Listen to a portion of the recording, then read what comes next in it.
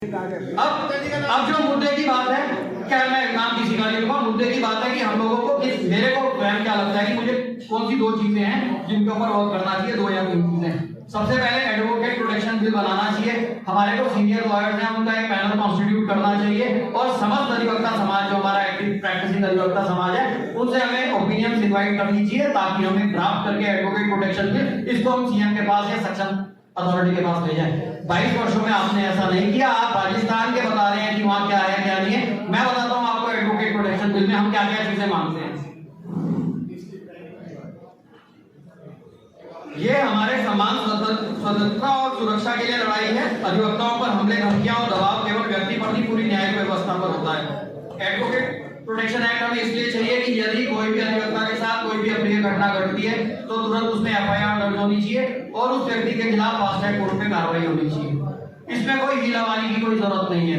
में लड़ते लड़ते हमें एक चीज तो क्लियर होगी कि बिना बजटीय प्रोविजन के हम कुछ नहीं प्राप्त कर सकते।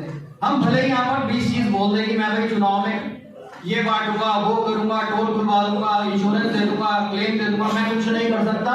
मैं स्वयं बता रहा हूं, मैं सक्षम नहीं हूं। मैं आपको कोई झूठा वादा प्रलोभन नहीं करूंगा। मैं ये प्रयास कर सकता हूं कि यदि मेरे को आप चुनकर लाते हैं, मेरा सशक्त बल बनते हैं, तो मैं बजटीय प्रोविजन लाने का पुरजोर प्रयास करूंगा और ला के दिखाऊंगा। ये आपको मैं वादा कर सकता हूं। वो बजटीय प्रोविजन जो हमारे मेडिक्लेम को भी बढ़ाएगा, वो बजटीय प्रोविजन जो हमारे इंश्योरेंस को भी बढ़ाएगा, वो बजटीय प्रोविजन जो हमारे को आने वाले समय में चेंबर भी दिलवाने के लिए सक्षम होगा। हमें बार बार किसी का हाथ नहीं फैलाना पड़ेगा किसी के आगे। एक बार यदि सरकार हमारा बजटीय प्रोविजन लागू कर देती है, सदा ही हर साल उसे हमें कुछ ना कुछ देना पड़ेगा। चीज मैं और जो सुनिश्चित करूंगा, यदि आप मुझे चुन के लाते हैं तो मैं ट्रांसपेरेंसी वहां पर लाना बिल्कुल सुनिश्चित कर दूंगा कि बार काउंसिल का जो आय और व्यय, कितना उन्होंने कमाया, कैसे कमाया और कितना उन्होंने खर्च किया, कैसे खर्च किया, ये क्वार्टरली आपको पोर्टल पे मिलेगा हिसाब। आपको किसी के आगे बोलना नहीं पड़ेगा, ना ही कोई आरटीआई लगानी पड़ेगी किसी का हिसाब जानने के लिए, ना ही किसी को सूचना आयोग जाना पड़ेगा।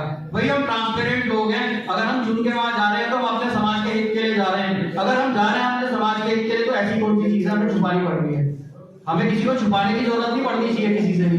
अगर भाई हिसाब आया एक हाथ से दूसरे हाथ से जा रहे हैं तो बताओ साहब। आप छुपाओगे तो अंदर जब आप अनैतिक तरीके से कुछ ना कुछ वहां से लाभ अर्जित कर रहे हो।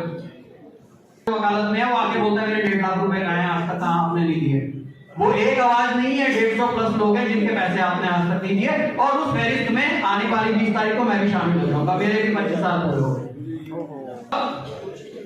आपने जो है यहाँ पर बैठ के अपने असेट्स डिस्क्लोज कर दिए। आपने यहाँ पर किसी भी प्रकार से ये नहीं बताया कि कुल कितने अधिवक्ता हैं जिनको